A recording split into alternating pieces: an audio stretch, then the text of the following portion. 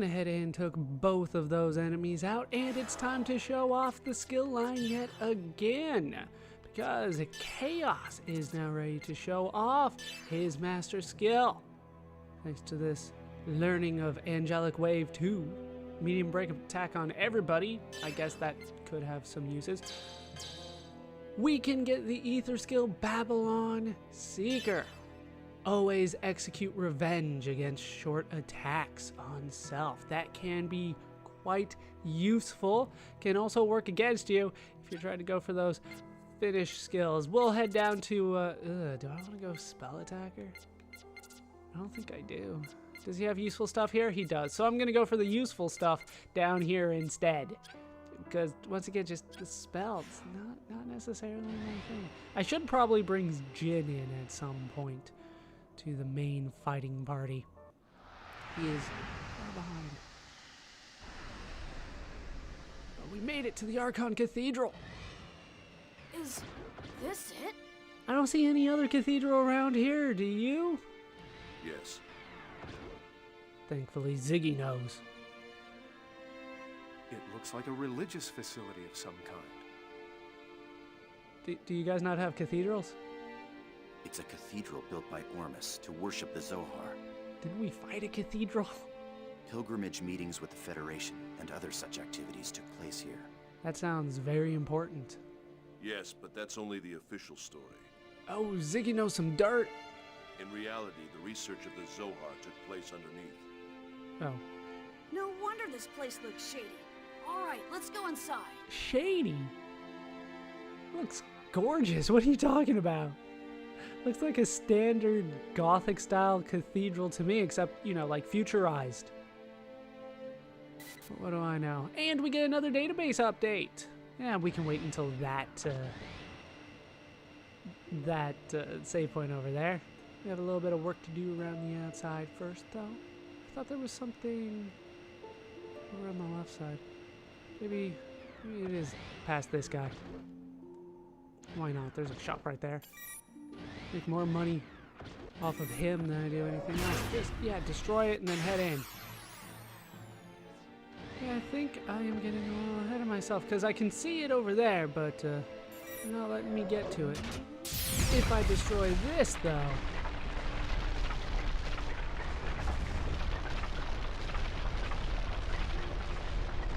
it descends slowly.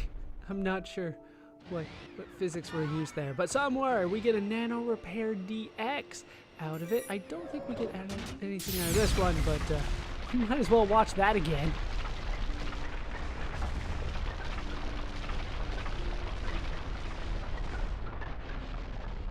I don't understand how that works. I just don't get it. Yeah, we don't want to head that way just yet. We do want to head for the shop and the save point. Before we do go into that, though, we did get a database update. Ooh, this one, well, it's only 1%, but it's like one in each, isn't it? So we'll try to go through this quickly. Sharon Rosas, wife of Jan Sauer, a doctor at the Federation Police Hospital. Her husband was an officer, but died in the line of duty. She lived with her young son, Joaquin. As a result of assisting with the Federation Police Special Investigations Unit's case regarding Voyager, she remembered that she had once been called one of the people of Zohar. Furthermore, her heart connected with the awkward but pure Jan, and she remarried in TC 4667. However, shortly after her marriage, she was killed by the UMN terrorist Voyager. Damn you, Voyager! Is there anybody you didn't kill at this point? Joaquin, the son of Sharon Rosas. The death of his police officer father in his early childhood made him strongly independent, and he constantly looked after his mother.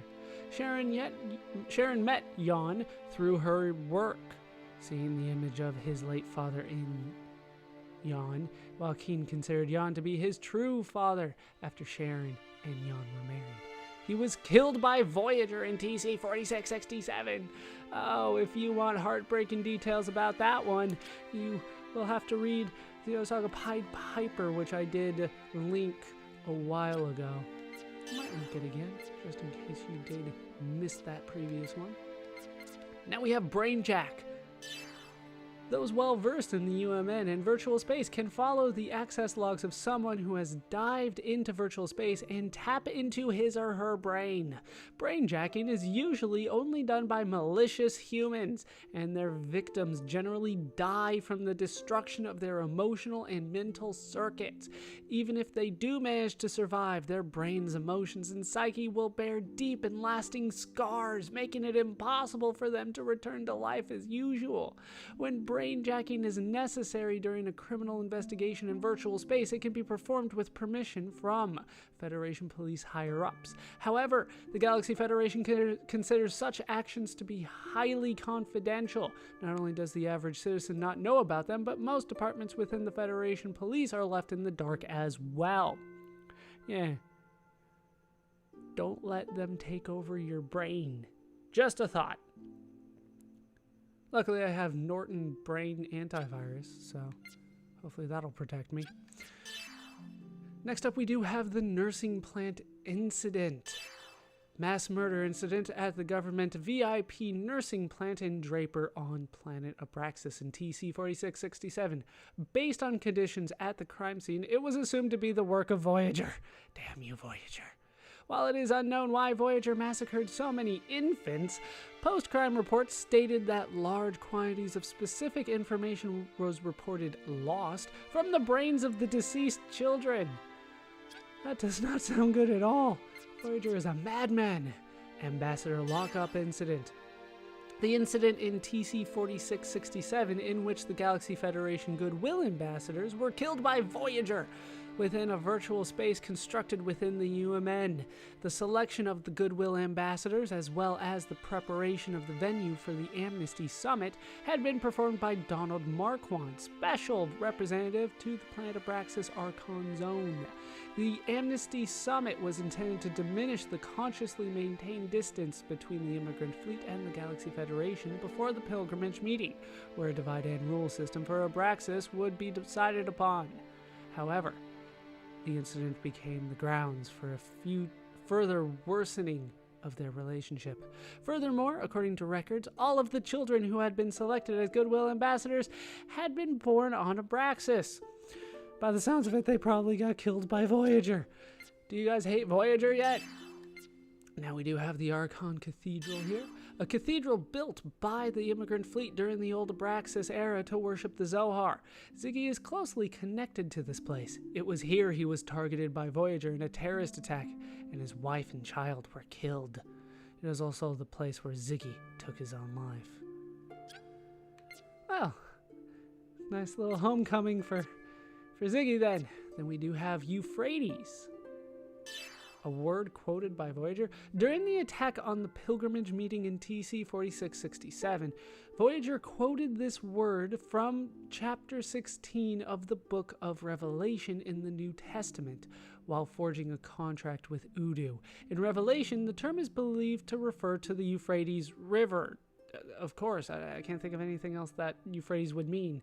Why Voyager chose to quote this word is a mystery. One hypothesis is that he was comparing Udu to the king of Revelation and had attempted to call forth Armageddon for the battle of God. I don't think that's how it's phrased in Revelation. It depends on your version, though, I'm sure.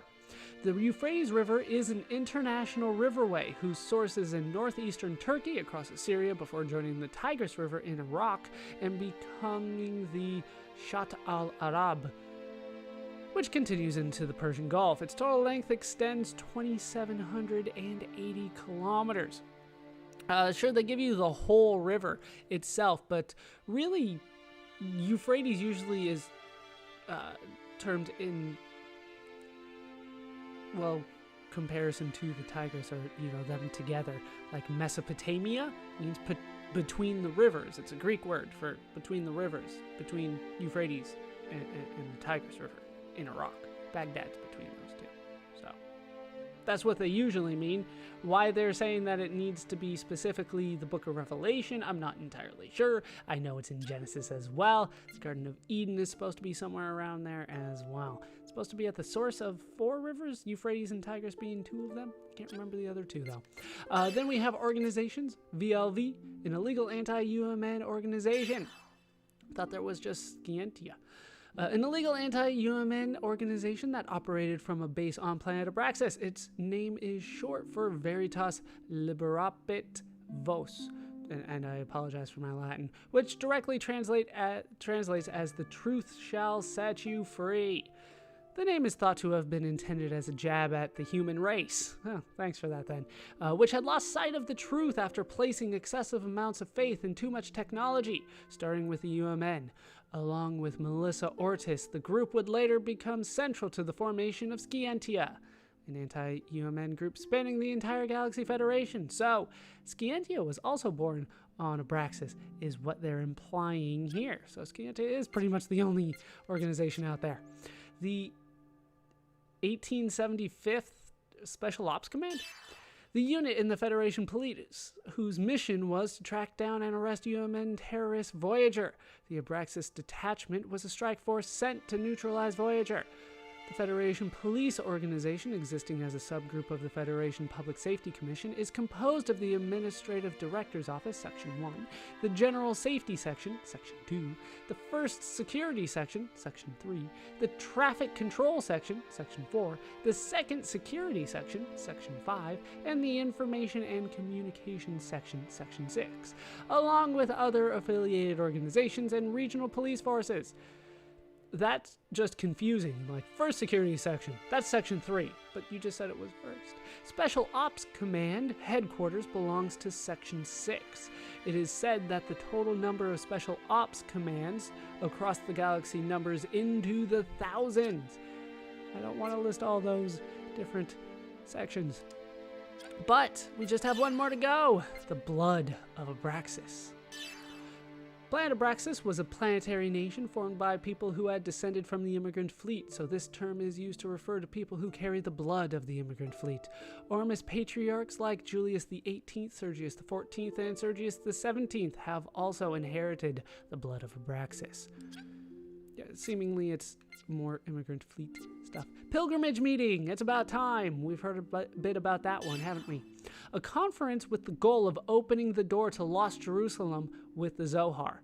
It has been held since the main immigrant fleet claimed sovereignty over planet Abraxas, but fewer and fewer people have known its meaning as time went by. By the TC 4600s, it had come to be regarded only as a simple, antiquated religious ceremony. As a general rule, the conference is managed by the immigrant fleet nation, but the presence of the Galaxy Federation government is also seen as necessary. The reason for this is thought to be to display the current patriarch's power, his affinity to the Zohar, to the populace, and the Federation government. I am one with the Zohar. Then we do have the people of Zohar, a term referring to people who trace their genes directly back to the immigrant fleet. In the past, the people of Zohar comprised the majority of the people of Michtam and Milsha. So, things worked out well for those people. Net Preacher, a term used by people in the VLV to refer to Voyager.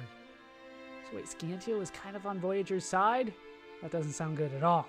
Or at least the group that became the core of Scientia seems to be on Voyager's side. People in the anti-UMN group, which had obtained fragmentary information related to Voyager, thought that he confined the consciousness of the victims he killed inside a virtual space he had constructed within the UMN. In fact, Voyager's victims see him as having provided the world for which they had hoped. They had no victim mentality. This ingenious approach earned Voyager this name, comparing him to a street preacher. Sounds like Stockholm Syndrome, but like instantaneous. So, not too sure about that one. So with that done, that is it for the database. I am going to save and possibly buy a little bit of equipment with the money that I have earned. All saved and hopefully ready to move on. We will head forward and take on you and continue forward. So we can take on this familiar looking guy. Actually, was that guy new? For this game? He might have been. If we see him again, I will show him off. He's so familiar looking to me though. We will head inside though. Yeah, we still want to head inside. Got a little scared there. But we will be fine. Not really giving me much room to move around in here. It's just a small little narrow path. And a giant door that I cannot open. But we can head out here. This is where I want to go, isn't it? Yes, there we go. Things to destroy. Like the path to this treasure chest that we got a hint at before. We do get a down repair out of there. And a gold fall necklace. Let's take a look at that. Does not matter who I'm looking at here. Gold fall necklace. Large money increase. That is always appreciated. So let's just head back inside. And actually, before I do head forward, I do want to actually leave because I did get damaged in a couple of those battles. Well, one of the battles. So I do want to leave and take you on. Like I said, we're going to show you off because we have not seen anathemas this fight, or this game, I should say, have we? All right, you take out the Leviat officer. Unfortunately, that's all you're going to be able to do, I believe. There are 6 of them, too. Jeez. As you can see, these guys do actually do some damage to me, but that will not last long.